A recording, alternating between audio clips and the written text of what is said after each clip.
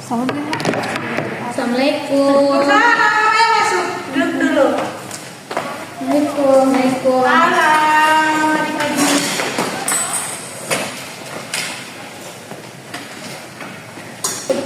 Duduknya dijaman-jamankan dulu yang mau geser kiri, geser memang ya. Iya, Bu. Oke, adik-adik apa kabar? Baik, Bu. Alhamdulillah. Tadi adik-adik melakukan kegiatan apa? Belajar. Dari kantin. Oh iya kan kebetulan jam istirahat ya. Iya, Bu. Oke adik-adik, adik-adik tahu tidak kenapa ibu panggil adik-adik ke tempat ini? Tidak, Bu. Nah, jadi kita akan melakukan kegiatan konseling kelompok. Adik-adik pernah dengar atau tahu apa itu konseling kelompok? Belum. Kalau menurut saya, Bu, konseling itu untuk orang yang punya masalah, Bu. Untuk orang yang punya masalah, oke bisa jadi betul. Jadi konseling kelompok itu adalah layanan bimbingan yang diberikan dengan dinamika kelompok untuk mengatasi masalah per individu. Adik-adik paham? Iya, Bu. Nah, sebelum kita mulai alangkah baiknya kita berdoa dulu. Ayo siapa yang mau pimpin doanya? Saya. Teman-teman, sebelum kita memulai, alangkah baiknya kita berdoa terlebih dahulu. Berdoa dimulai.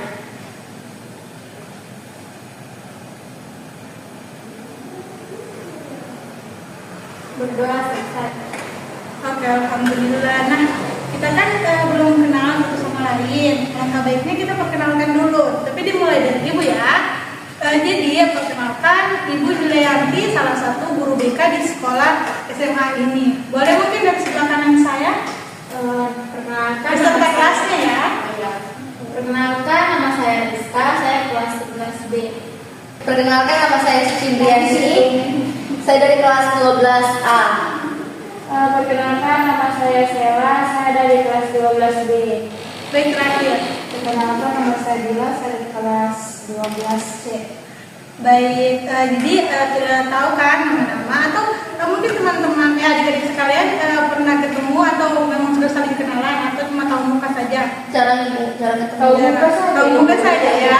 Oke, sekarang perkenalan ya teman-teman. Iya, Bu. Oke, jadi baik adik-adik, sorry adik-adik ini kurang semangat ya. Gimana kalau kita speaking dulu? Baik, Bu. Baik, adik-adik kita berdiri dulu ya. Jadi adik-adik perhatikan ibu dulu, baru kita praktekkan sama-sama ya. Iya, Bu. Jadi gerakannya itu 1 ditambah 1 sama dengan 2. 2 ditambah 2 sama dengan 4. 4 ditambah 4 sama dengan 8. 8 ditambah 8 sama dengan 16. Oke, paham? Paham, Bu. Oke, kita mulai ya. 1, 2, 3. 1 ditambah 1 sama dengan 2. 2 ditambah 2 sama dengan 4. 4 ditambah 4 sama dengan 8. 8 ditambah 8 sama dengan 16. Oke, duduk dulu. Oke, kalian tahu tidak alasan ibu memanggil kalian ke sini? Tidak, Ibu.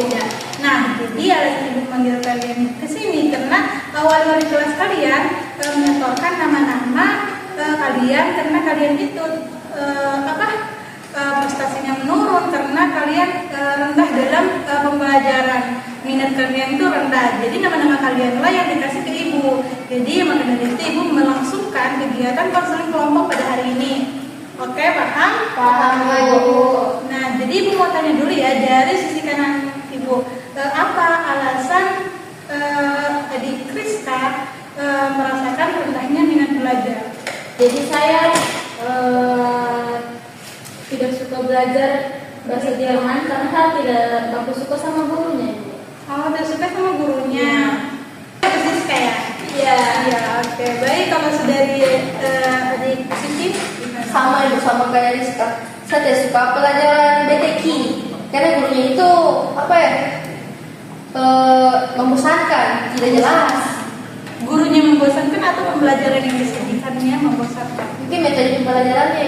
Metode pembelajaran. Oke, baik. Kalau Isel gimana? Kalau saya, ibu saya belum prestasi belajar aku karena di satu sisi itu saya ada mengikuti organisasi dulu. Oh, mengikuti organisasi. Jadi dari situ Adisela rendah minat dalam pembelajaran ya. Oke, kalau adik Iya, kalau saya itu teman-teman di kelas aku tidak suka, jadi kayak malas aku masuk kelas. Jadi kenapa aku udah mulai? oh baik.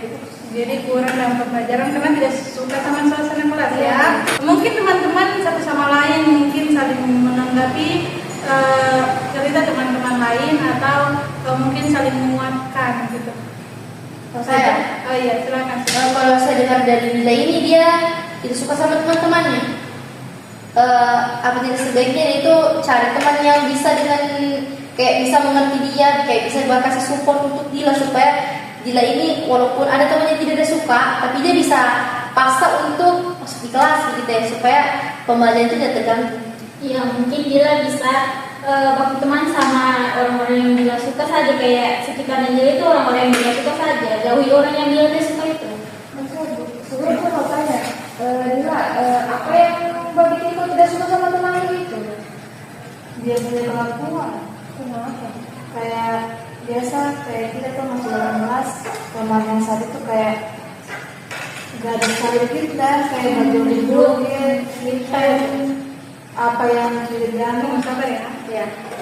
Apa yang biasa dia tiba-tiba dia langsung tiba-tiba mata dia begitu ya, hancur kan? Oh iya, ini paham. Oke. Saya bu, Betul nggak sih tuh? Oke, bisa Dila punya teman dekat tidak di kelas? Punya. Saya Iya. apa Dila pernah apa ya kayak apa menegur atau mencoba untuk bicara sama teman yang Dila tidak suka itu? Pernah satu kali, cuman mungkin begitu. Mas tuh sifatnya, maksudnya anak-anak yang memang sananya dia memang begitu kelakuan. Dia tidak begitu menanggapi apa pertanyaannya begitu. Tidak. Karena memang kan di kelas tuh kayak meninggalnya kebanyakan laki-laki, mungkin dulu kan kayak jadi perhatian sama laki-laki begitu, sementara saya tidak suka perempuan begitu. Oh iya, itu paham. Dia kayak batin job itu pas ada guru atau dia ada? Kadang juga ada guru, kalau kayak misalnya belum masuk tuh kayak bahasa tugas itu kayak misalnya kayak punya tipex tuh kayak dia menulis kalau gitu mungkin kayak belum apa dia pakai tipex baginya lagi, jadi ada alasan supaya bakal keliling kelas itu sama laki-laki itu. Mungkin memang campur orangnya. Begitu. Oke, baik. Jadi menurut Ibu, Dila ini harus fokus saja dalam pembelajaran, nggak usah hiraukan teman-teman saya lain. orang begitu jangan ditanggapi. Karena Bisa tahu anggap dia tidak ada saja. Karena semakin menanggapi orang begitu, kembali itu. Iya, jadi saran dari teman-teman Dila itu sudah baik untuk Dila, nanti Dila pertimbangkan lagi apa yang membuat Dila baik ke depannya. Dan Dila juga harus sadari bahwa pembelajaran ini tidak selamanya tentang teman, tapi tentang diri kita sendiri juga. Karena rendahnya minat belajar itu, teman-teman tahu tidak apa sih itu rendahnya minat belajar? Tidak. Taunya apa? Maksudnya teman-teman taunya apa itu? Kenapa bisa ada di dalam diri itu rendah minat dalam pembelajaran? Mungkin karena ada faktor yang mempengaruhi, jadi kayak kita itu malas, kayak misalnya motivasi belajar itu tidak ada, seperti itu, kayak tidak suka sama gurunya, kayak saya dengan Rizka jadi rendah minat belajarnya kita, jadi kayak malas. Menurut saya juga rendah minat belajar itu malas belajar. Iya, benar sekali kata teman-teman kalian. Jadi kondisi rendahnya minat belajar itu ketika kalian merasa ketidaksukaan dengan situasi pembelajaran yang kalian hadapi. Nah, termasuk adik Dila tadi, dia tidak nyaman dengan keberadaan teman-teman yang ada dalam kelasnya. yang perlu kita ketahui bahwa kita tidak bisa memilih siapa yang menjadi teman kelas kita. Jadi tugas kita fokus ke diri kita sendiri tanpa fokus ke orang lain demi prestasi kita ke depannya. Oke, baik. Mungkin ada tanggapan-tanggapan adik-adik sekalian ke teman-temannya lain, mungkin ke Rizka, Suci atau Stella. Mungkin tanggapannya kalian ke permasalahan Rizka dulu deh. Mungkin ada adik-adik yang mau menanggapi. Sebelumnya sama tanya sama Rizka, apa penyebab podcast pertama itu? Jadi saya dengan guru itu pernah salah paham, bukan pernah salah paham, kayak pernah baku debat begitu dan karena waktu itu saya tidak mau beli bukunya, terus saya sampai sekarang belum punya buku, jadi dia usulkan terus saya dari kelas. Kalau boleh tahu alasan dikriskan tidak berbuku kenapa? Karena waktu itu saya belum beli karena tidak punya uang. Waktu itu, tapi kalau sekarang uangnya sudah ada atau belum juga? Sekarang sudah ganti gurunya. Oh, sudah ganti guru. Baru minat belajar, rendahnya minat belajar. Jadi kayak ini cuma dalam mata pelajaran bahasa Jerman saja. Terus sekarang sudah mulai berubah ya? Sudah ibu pas ganti guru. Oh, oke, baik. Karena sudah mulai masuk sudah. Oke. Kalau tanggapan untuk masih ada tanggapan lagi? Ya ada sudah. Oke. Baik, kalau untuk tanggapan dari cerita adik Suci, siapa mau menanggapi? Sama Bu, sama pertanyaan selanjutnya. Kalau bisa tahu apa penyebab sampai sudah seperti itu? Gurunya itu kalau mengajar bawa anak. Oh, anak. Berarti bikin tidak nyaman. Ya pertama itu dia bawa anak, baru suaranya dia mengajar itu kecil, baru cara mengajar itu tidak mengerti. Saya malas. Jadi nilai sama guru itu rendah. Mungkin karena itu saya dipanggil ke sini. Karena saya sadar juga nilai itu rendah.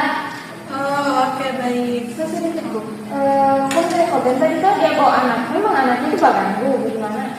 Beganggu karena dia gendong terus. Jadi kayak fokusnya kita itu di kelas teralihkan sama itu. Lagi perhatikan anaknya loh. Oh, oke, baik. Ibu paham. Kalau boleh tahu nama ibunya bisa? Ibu Nirma. Ibu Nirma. Oke. Mungkin ada lagi yang ingin menanggapi dari cerita saudari Suci? Ya, ada juga. Cukup. Nah, terakhir nih cerita adik Stella. Mungkin ada tanggapan-tanggapan dari teman-teman. Tadi ceritanya Kak Sela, cerita Sela ini apa? Dia Minat belajar itu kan gara-gara Organisasi. dari fokus organisasi. Saya mau menanggapi. Oke. Adik Suci, saya tidak ya. Kalau dari saya mungkin Sela kau bisa fokuskan kayak tanya sama dirimu yang kau pentingkan dan yang ingin kau dahulukan itu apa. Kalau misalnya kau pentingkan organisasimu, apa dampaknya? Dan kalau kau pentingkan belajarmu, apa dampaknya? Jadi kayak situ kau bisa berpikir apa yang sekiranya mungkin kayak bisa kau prioritaskan supaya juga minat belajarmu itu kayak yang tadinya rendah bisa lebih baik. Oke, baik. Jadi saran adik Suci itu terlebih dahulu adik Stella menyadari apa kebutuhan yang adik Stella rasakan. Begini Bu, saya sebenarnya sudah tidak mau fokus sama ini organisasi. Cuma lantaran saya punya tanggung jawab di sini, saya kan sebagai ketua. Oh iya. Jadi saya tidak bisa tinggalkan Ibu. Tapi di satu sisi lain prestasi belajar ini rendah gara-gara itu. Oke, Ibu paham. Mungkin teman-teman lain ada yang Saya nanti adik Rizka dulu. Saya Sela harus bisa membagi waktunya karena Sela kan pasti sudah mengikut organisasi, sudah tahu nanti bagaimana kalau mau sekolah sambil organisasi juga pasti susah sekali. Menurut saya Sela pasti bisa seimbangkan lagi waktunya belajar sama organisasi. Itu saja. Oke, baik. Kalau adik Kalau Suci, dari saya sama sih dengan Rizka kayak Sela ini bisa mungkin lebih manajemen waktu gitu ya, karena di satu sisi mungkin tanggung jawab, di satu sisi mungkin kayak kewajibannya Sela di sekolah untuk belajar. Jadi kayak di sini kayak susah untuk memilih memang mungkin dengan cara manage waktu yang baik. Jadi kayak Sela fokuskan untuk organisasi sama dengan pelajaran supaya di antara kedua itu tidak ada yang terbengkalai. Jadi kayak belajarnya Sela juga tidak menurun supaya tidak jadi pusat perhatian guru pelajarannya gitu ya. Oke baik, jadi tanggapan-tanggapan dari teman-teman Sela itu sudah baik. Tapi saran Ibu, kalau misalnya kita kurang waktu, Sela bisa melakukan manajemen waktu, misalnya kegiatan organisasi tidak selamanya rapat, tidak selamanya berkumpul. Jadi dari diri kita dulu. Nah, jika misalnya ada pekerjaan rumah atau tugas yang diberikan oleh guru pelajaran, itu bisa didahulukan dulu, kerjakan malam baru ke organisasi begitu kalau menurut Ibu. Nah, adik-adik sudah menceritakan permasalahan rendahnya minat dalam pembelajaran yang adik-adik rasakan. Ibu mau tahu dulu nih, apa dampak yang adik-adik rasakan selama rendahnya minat pembelajaran yang adik-adik rasakan? Mungkin dari sebelah kiri saya dulu. Oke. Iya, tadi menghayal sekali. Oke, boleh. Dampaknya. Dampak yang terasakan itu apa? Kalau saya dampaknya kalau tidak ada mati di kelas, karena itu kalau teman dekat itu tidak sekolah, tidak punya teman, karena malas bergabung dengan teman-teman yang sebelum tadi. Oh baik, Ibu paham. Berarti dari dampak yang adik Dila rasakan bahwa adik Dila itu tidak memiliki teman, dan itu yang mengakibatkan bahwa adik Dila itu tidak ada motivasi dari sekitar. Oke, kalau adik Sela bagaimana? Dampak untuk saya itu Ibu, contoh kurang belajar tuh. Dampak itu dinilai Ibu, yang kemarin-kemarin itu nilai itu agak bagus, kali ini menurun sekali, jadi berdampak sekali. Oke baik, jadi dari penilaian ya, dari nilai semester. Oke, kalau di Suci bagaimana? Kalau saya Bu, jadi di pelajaran itu saya tidak mengerti apa-apa. Jadi pas kemarin ujian, saya tidak bisa menjawab itu karena pas gurunya menjelaskan, saya tidak mengerti, saya tidak paham. Pas gurunya menjelaskan itu karena fokusku sudah teralihkan, jadi akibatnya nilai ujian itu tidak bagus, tidak memuaskan. Oh, berarti adik Suci ini lebih ke tidak paham dengan penjelasan dari itu. Adik Suci itu untuk menjawab pertanyaan-pertanyaan yang ada dalam ujian. Ya, karena dari awalnya kan gurunya itu saya tidak mengerti cara belajarnya seperti apa, dan itu kondisinya kurang nyaman untuk saya bisa menjalankan pelajaran. Yaitu dampaknya seperti itu tidak bagus.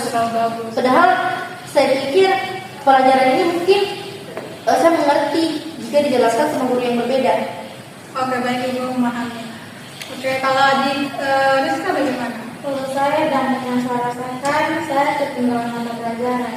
Ketinggalan mata pelajaran. Oh iya benar. Baik adik-adik, setelah ada terjadi dampak yang adik-adik rasakan, mungkin apa tindakan yang adik-adik planning ke depannya supaya dampak itu tidak terjadi lagi? Mungkin dari sebelah kanan saya boleh mungkin apa planning atau perubahan yang diinginkan oleh adik-adik? Mungkin saya lebih kan sekarang sudah ganti gurunya, bisa lebih perhatikan lagi pas ganti guru itu. Oke baik. Kalau adik Suci bagaimana?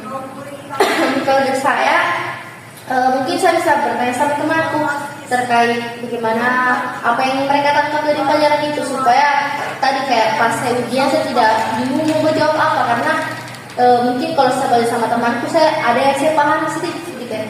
Oke baik. Kalau di Sela bagaimana? Planning kedepannya atau perubahan apa yang Sela inginkan atau tindakan? Jadi tindakan masalah ke depan itu lebih mengatur waktu lagi, lebih mengganggu belajar daripada organisasi itu, lebih memanajemen waktu. Oke baik. Kalau adik Siti Nurfadila bagaimana? Kalau saya tuh lebih memahami saya teman-teman yang gitu, karena kalau kita mau perhatikan juga sama orang pasti dalam kita dengan keras yang kita menghindari. Iya benar sekali adik Dila. Oke terakhir nih. Oke, terakhir adik-adik. Kan tadi sudah nih hal-hal yang membuat adik-adik itu rendah dalam pembelajaran. Mungkin ada beberapa hal yang membuat adik-adik itu semangat dalam pembelajaran. Mungkin dari sebelah kanan saya lagi dulu. Yang bikin saya semangat dalam pembelajaran itu teman-temanku. Karena teman-temanku juga lumayan sudah bisa bahasa Jerman, jadi saya dorong ajarkan juga, jadi saya semangat orang sudah bahasa Jerman. Oke, berarti motivasi itu dari teman-teman adik Rizka ya? Iya Bu. Oke, kalau adik Suci bagaimana? Kalau saya sama Bu Pak Rizka, jadi di pelajaran itu teman-temanku melihat nilai ujian itu rendah kemarin kan masuk TS, jadi mereka kayak inisiatif dan kayak banyak saya belajar kelompok, kayak mereka yang mengajarkan saya gitu, jadi ada yang saya tahu ke depannya daripada sebelumnya. Oke, berarti teman-teman adik Suci juga jadi posisi sama adik Suci ke depannya ya? Iya Bu. Oke, kalau di sana bagaimana? Sama Bu, teman-teman juga. Teman-teman juga. Contohnya bagaimana? Boleh cerita? Saya ada lagi tuh kayak saya ketinggalan tugas, jadi dalam banget kayak saya harus lagi sudah belum ini juga yang aku ambil. Oke, baik. Kalau di Siti Nurfadil? Sama juga Teman-teman. Oke, baik. Jadi yang saya tangkap di sini bahwa adik-adik kita memiliki rendah minat pembelajaran yang berdampak ke nilai-nilai adik-adik sekalian. Dan saya juga sangat mengakui bahwa adik-adik itu memiliki teman-teman yang menjadi support system untuk teman-teman untuk menghindari ketidakpahaman dalam pembelajaran. Ya benar? Benar, Bu. Oke, baik adik-adik. Karena adik-adik tahu apa penyebabnya, apa dampaknya, dan tindakan apa yang harus adik-adik lakukan. Ibu harap adik-adik tidak berhenti di sini saja. Adik-adik harus kembangkan apa yang menjadi tindakan adik-adik ke depannya. Oke, boleh? Iya Bu. Baik, berhubung waktu sudah mau habis, boleh mungkin saya tahu dulu apa menjadi kesan dan pesan adik-adik sekalian. Mungkin dari sebelah kiri saya lagi, kan dari tadi kan sebelah kanan dulu ya. Iya, Jadi Bu. sebelah kiri saya lagi. Mungkin sampaikan pesan dan pesan selama melakukan bimbingan konseling kelompok pada hari ini. pesan dan pesan saya Bu, senang bisa mengikuti konseling kelompok ini. Saya bisa tahu kalau teman-teman itu sangat berpengaruh baik untuk saya dalam mengikuti pembelajaran. Oke, baik. Kalau di sana bagaimana? Bersama kita Bu, saya dalam konseling ini saya jadi tahu apa yang perlu saya prioritaskan. Iya, Masya Allah. Kalau adik Suci? Kalau dari saya mungkin apa ya? Saya lebih tahu gitu ya. Kayak ternyata temanku itu punya peran penting dan mereka itu ternyata peduli dengan pembelajaran. Iya, Masya Allah. Terakhir adik Rizka. Saya Bu harus, walaupun ada masalah harus selesaikan masalahku sama gurunya, kalau misalnya sama gurunya, supaya nilai kita menurun. Oke, baik. Jadi pesan ibu juga untuk adik-adik sekalian, adik-adik jangan bosan ya untuk menghadiri kegiatan konseling kelompok ini, dan ibu harap kegiatan konseling kelompok ini tidak berhenti di sini saja. Ibu harap di minggu-minggu yang akan datang akan dilaksanakan lagi dengan topik tugas ataupun topik bebas. Oke, baik adik-adik. Nah, sebelum kita akhiri, terlebih dahulu kita berdoa dulu. Siapa nih yang mau memimpin doanya lagi? Saya Bu. Oke, ayo adik. Silakan. Baik, teman-teman, sebelum kita ikuti konseling kelompok pada hari ini, coba kita berdoa.